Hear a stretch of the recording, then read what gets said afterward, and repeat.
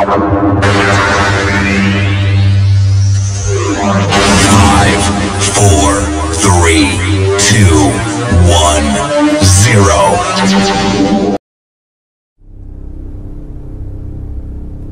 c'est le micro du pasteur Bobo et maintenant c'est possible de nous suivre sur Internet. La demande de beaucoup de personnes à travers le monde qui nous ont écrit, on a reçu beaucoup de mails, mais maintenant vous pouvez suivre le micro du pasteur Bobo sur le web www.microdupasteur-bobo-anemo.tv.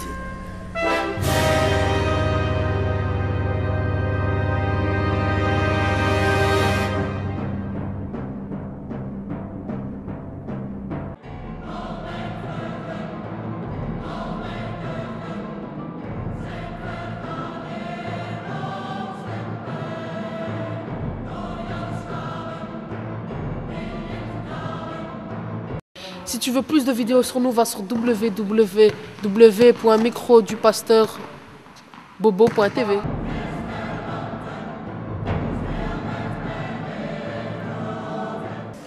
Celui qui ne connaît pas l'histoire est condamné à la revivre. Citation de Karl Marx. C'est ainsi, M. Bokumba Kassa a organisé une conférence au Luxembourg avec comme thème « Qui sont les véritables propriétaires du Congo ?» Avant de commencer, l'orateur a exprimé une pensée particulière en mémoire du père de la rumba congolaise, Taboulay Rochero, décédé récemment à Bruxelles. Congo, beau pays, au cœur de l'Afrique, le Congo a grandi dans la nuit. L'Afrique, elle aussi, la nuit du colonialisme l'avait rendue infirme. Mais vers la belle amie, la fille de la nature, l'émancipation qui l'envie. L'Afrique se réveille, se déchire la couverture et voit toute merveille. Congo du long Zaïre, prit aussi conscience et se réveille comme l'Afrique. Et rien ne peut salir la prise de conscience du fils de l'Afrique. Malgré l'impérialisme, néocolonialisme, le Congo a pris son option. L'Afrique en avant, le Congo en avant, vive la révolution. Parcourant ensuite l'histoire d'une relation tumultueuse entre le Congo et ses oncles belges, l'intérêt et l'exploitation des ressources minières du Congo, les manœuvres obscures de la cession du Congo au roi Léopold II et ensuite à la Belgique, l'orateur pose la question logique: qui sont les véritables propriétaires du Congo? Écoutons un extrait de son analyse. Cette question sur les vrais propriétaires du Congo, je me la suis posée d'abord. Et c'est en interrogeant l'histoire de mon pays que j'ai pu trouver une piste de réponse que je voudrais partager avec vous maintenant. Globalement et de manière schématique, il faut distinguer 4 grandes périodes de l'histoire du Congo. La première étant la période avant la conférence de Berlin. De cette lointaine époque, j'en ai retenu un nom, un grand nom, celui de la prophétesse Kimpa Vita, généralement méconnue du grand public, alors qu'elle symbolise le pilier de la résistance de l'homme noir contre l'esclavage, à la fois spirituel et politique, mise en place par les peuples chrétiens occidentaux et arabes musulmans, et donc par des étrangers à la race non noire. Kimpa Vita méritait amplement que je cite son nom et précise sa contribution dans le destin des Bantous congolais. On sait qu'elle fut brûlée vive dans les années 1706, tenant dans ses bras son enfant, avec la complicité des prêtres capucins portugais. La deuxième période est celle de l'État indépendant du Congo, propriété privée du roi Léopold II. Cette phase débuta à la date de clôture de la conférence de Berlin, le 26 février 1889, 1985, avec le dépaissage et le partage du continent africain dans ses frontières actuelles. Mais le Congo, contrairement aux autres pays africains, fut caractérisé par un régime particulier appelé système léopoldien, tristement célèbre à cause de l'imposition du travail forcé, des mains coupées, et qui prit fin le 15 novembre 1908, date officielle de la mutation de l'État indépendant du Congo en colonie belge.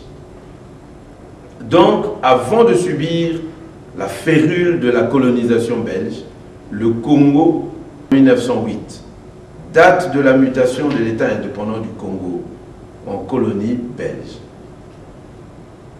Pourquoi la propriété privée d'un souverain, en la personne de Léopold II, roi des Belges, lui fut-elle, selon les historiens, confisquée pour être ensuite confiée à la Belgique, c'est-à-dire à son propre pays? La manœuvre m'a toujours paru curieuse, bizarre, et pour ne rien vous cacher, suspecte.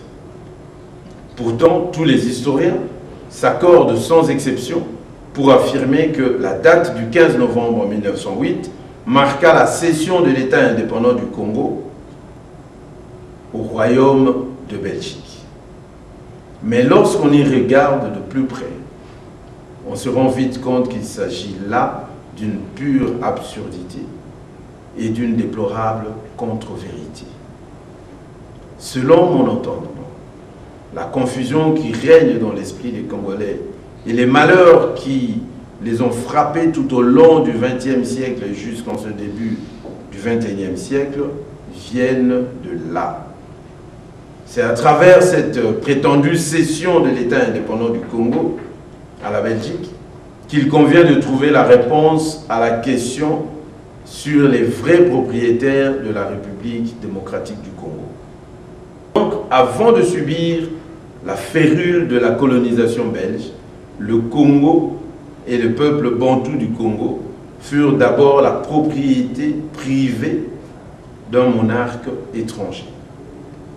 C'est une particularité dont l'importance capitale a, de façon curieuse et quelque peu incompréhensible, toujours échappé aux historiens et aux Congolais eux-mêmes. La période dite de la colonie belge s'écoula du 15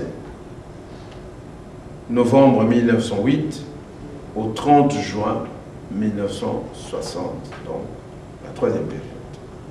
Là également, je retiens un autre grand nom, celui du prophète Kimbangu, qui fut mis en prison et y mourut 30 ans après pour avoir prédit, parlant évidemment en parabole, qu'un jour l'homme noir deviendra blanc et l'homme blanc deviendra noir.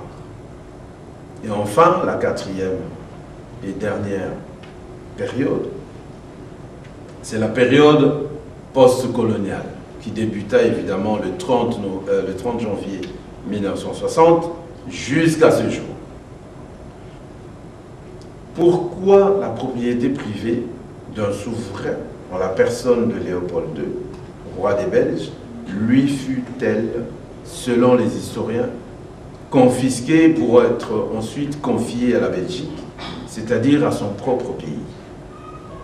La manœuvre m'a toujours paru curieuse, bizarre, et pour ne rien vous cacher, suspecte. Pourtant, tous les historiens s'accordent sans exception pour affirmer que la date du 15 novembre 1908 marqua la cession de l'État indépendant du Congo au Royaume de Belgique. Mais lorsqu'on y regarde de plus près, on se rend vite compte qu'il s'agit là d'une pure absurdité et d'une déplorable contre-vérité. Selon mon entendement, la confusion qui règne dans l'esprit des Congolais et les malheurs qui les ont frappés tout au long du XXe siècle jusqu'en ce début du XXIe siècle viennent de là.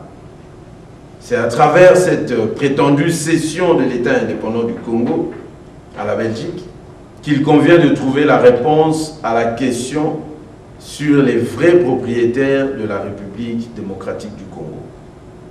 L'assistance était composée des intellectuels congolais de divers horizons, chefs, coutumiers, journalistes et ainsi de suite. M. Bokumba Kassa a ensuite répondu à certaines questions de l'assistance sur le pouvoir coutumier et sur le racisme. Je viens de Bruxelles. Je suis chef coutumier, fraîchement installé et fraîchement intronisé.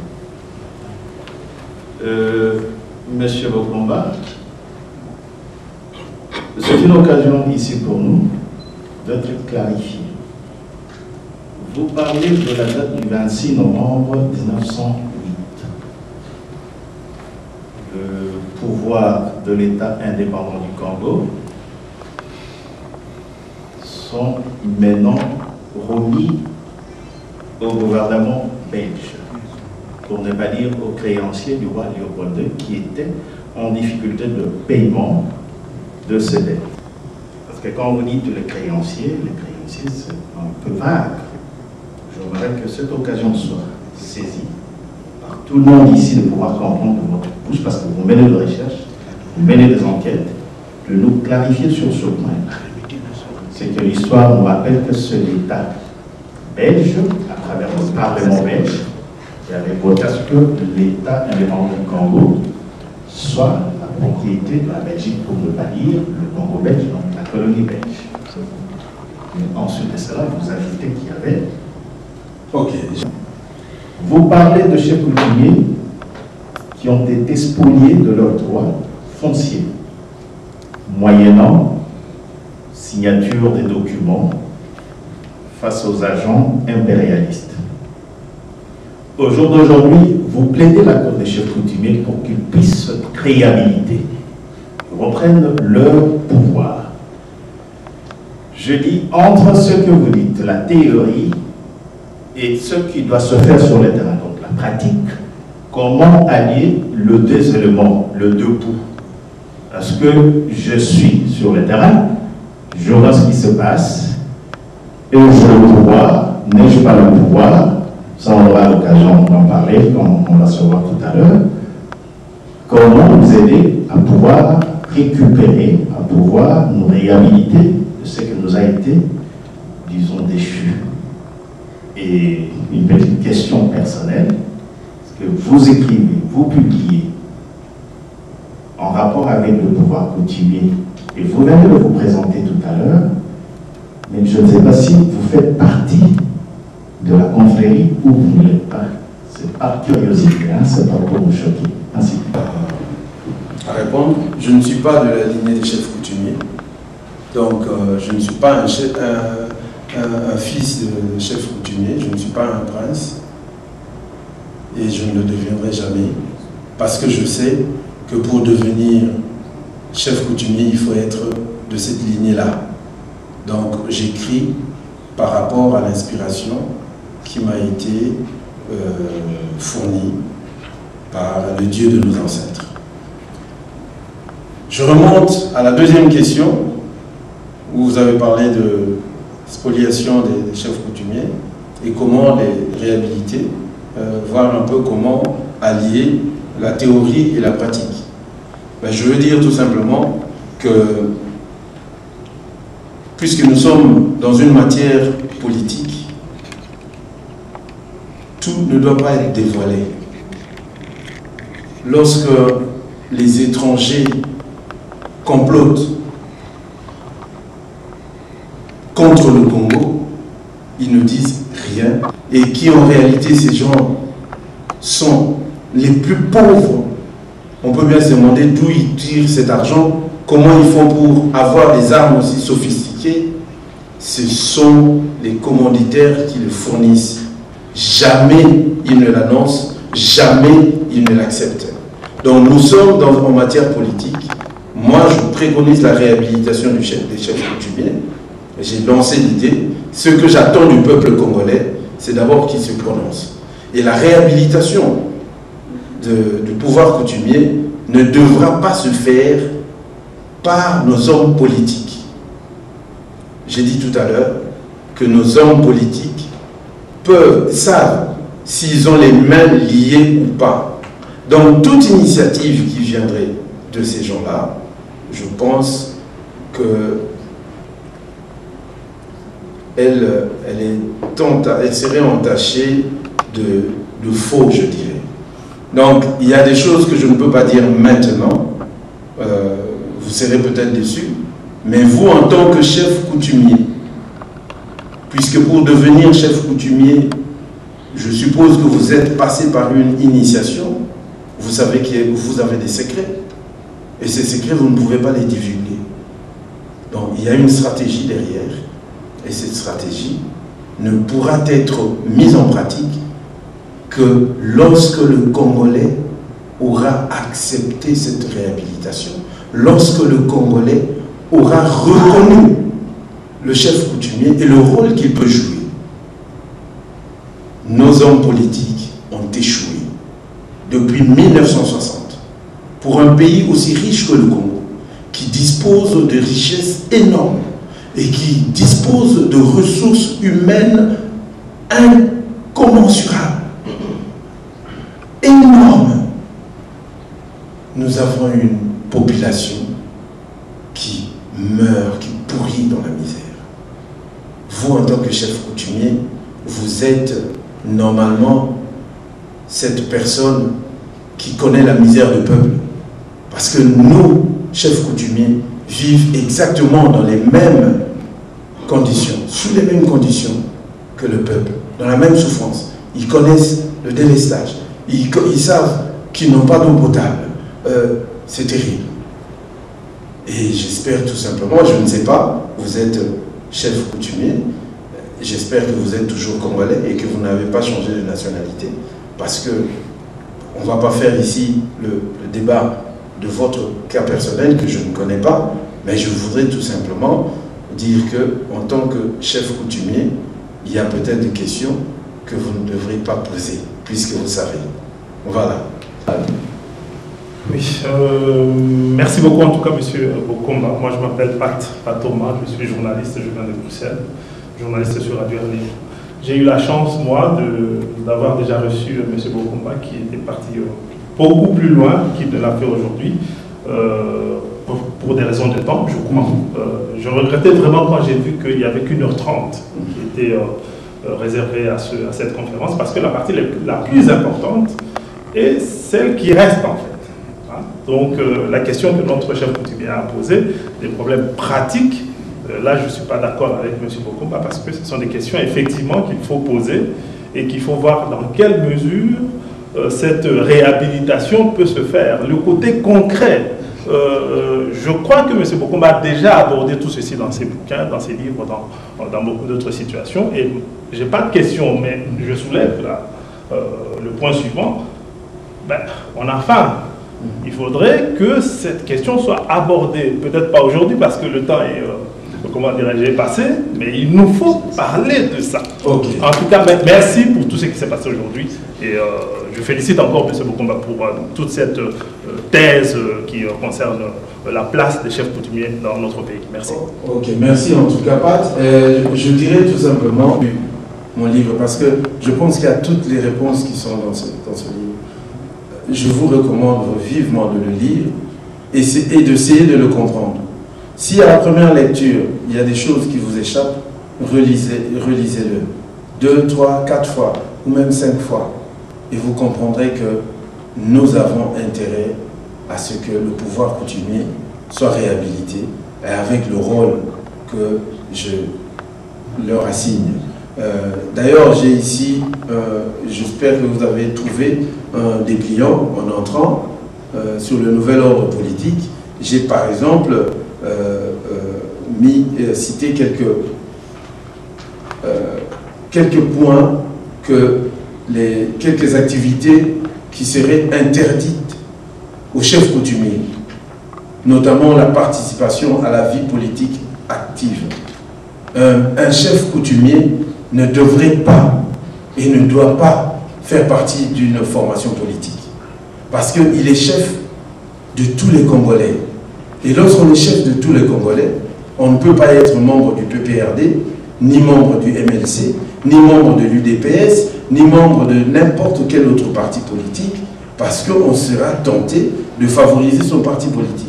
Et que le chef coutumier doit normalement rester neutre et au-dessus de la mêlée. Voilà, il doit mettre de l'ordre dans la maison.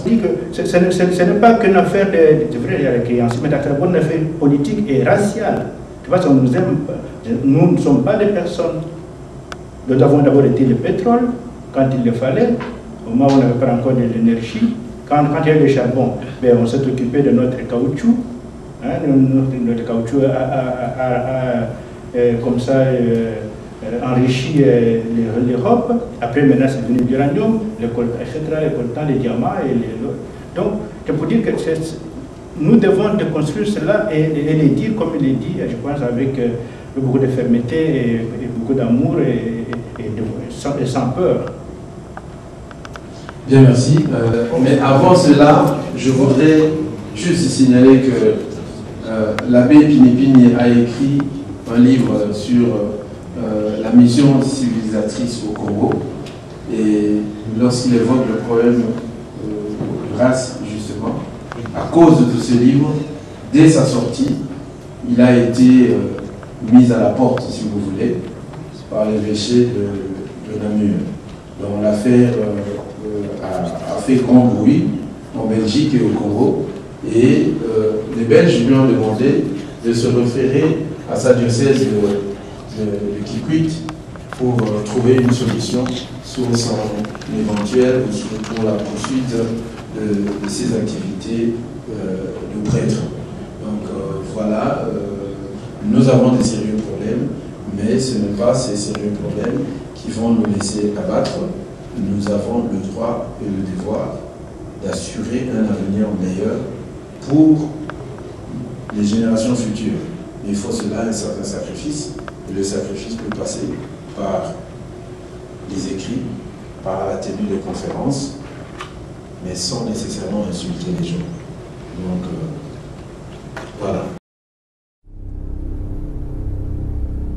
Ça, c'est le micro du pasteur Bobo, et maintenant, c'est possible de nous suivre sur Internet. La demande de beaucoup de personnes à travers le monde qui nous ont écrit.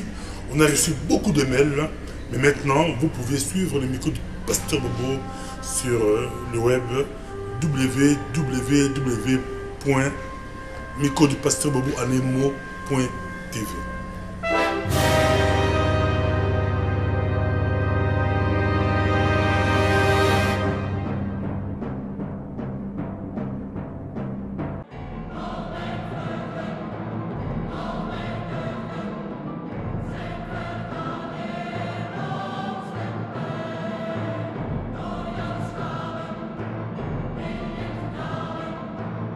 Si tu veux plus de vidéos sur nous, va sur www.microdupasteur-bobo.tv.